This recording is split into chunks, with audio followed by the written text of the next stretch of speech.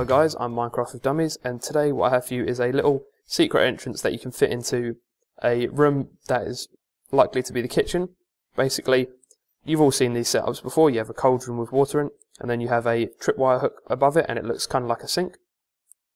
And that's why I've tried to add some functionality into this design by putting a little detector behind it so you can detect when water's taken from this.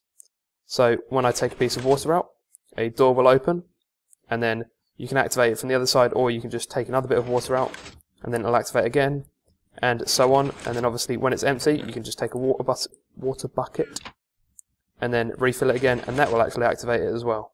In this setup, I've actually got another little system, so once you've actually filled up a water bottle, you can just chuck it into the cauldron and then you can use it for later, and it will actually end up back in this chest later once you keep on using this. So if we take a look at the redstone, it's actually incredibly simple. All it is my tile entity update detector. So basically, when the water is taken out or put into this, it actually changes the data value of the cauldron, and that will actually cause an update to this comparator, causing this whole thing to activate. And I've just got this little circuit over here. It just sets up to a T flip-flop. So when I update this, you can see it just creates an update and will open the T flip-flop. See, now I've stripped away the T flip-flop, you can kind of see what's going on here. I've used this before and I've showcased it in another video. However, I think this is just a really nice use for it, as these are common in like kitchens in your Minecraft houses. So you'd be able to create a secret entrance and you will be the only one who really knows how to use it. Now this chest has actually got a little bit of functionality in. Basically this is just a way of putting the water bottles back in. So every time you use it, the water bottles will just shoot up here. So for example, if I'd used it once, you can hear it activate. If I then chucked it in, it would then appear in the chest later after other uses, and that's simply because I've got a little repeater going into activating the dispenser, which just shoots up the items, because there's obviously a hopper underneath this cauldron that goes into the chest.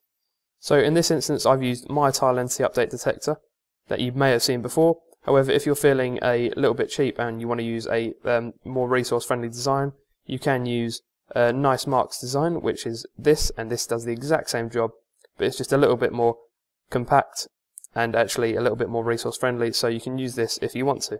And basically you can see it slots in the exact same way. You just line the comparators up and build it from there. So to build one of these are the items you're going to need, and this is for the design using my tile entity update detector, which uses the cauldron. So you're obviously going to set this up by having your cauldron with a tripwire hook above to act like the sink, as I said, and then we'll build on from here. So basically you want to find where the cauldron is and then just line it up and then go behind it a block, and then you're going to go down one, so you're going to get your comparator over here, and you can see that this comparator will line up, so the block that it's on will line up with the cauldron. Then you're going to put a block over here, and then you're going to go down a block, down 2 blocks even, and then put your piston in just here, and then you're going to put a cauldron on top and fill it with water. You're then going to put a block over here and a block down here and then a piece of redstone here. Then you're actually going to replace this one that I've put the comparator on with a slab, like so. And this is actually to stop a loop being created by the redstone. You're then going to put a torch on the back of this and then put a block over here with a piece of redstone in, and now you've created the tile entity update detector circuit. Now you can just take the output from this by just putting a repeater on the back of it, and then you can see that every time it activates it does that, or if you want it in the off state by default, you simply have a redstone torch on the back of it, and then you can see every time it activates it turns on. Now you can leave it at this if you're happy with this, and then you can just send that to whatever secret output you want. So this will work as it is. So if I now just use a glass bottle to do it, it will activate, and then you can use that signal to do what you want.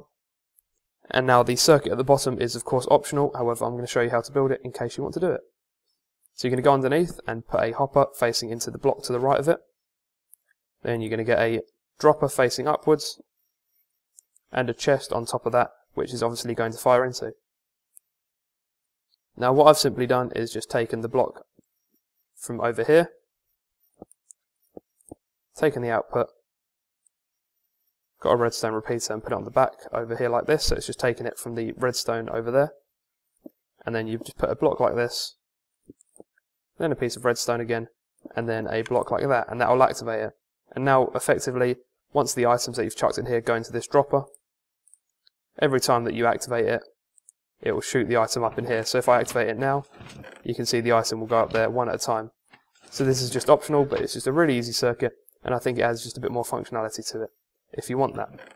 Then of course you can just hide the aesthetics however you want, so just cover this all up, and just make it so it's all hidden, because this is all against the wall, and it's only one block against the wall, so you could quite easily hide it in the wall space.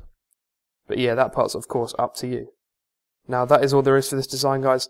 I hope you enjoyed the video, and I will see you next time.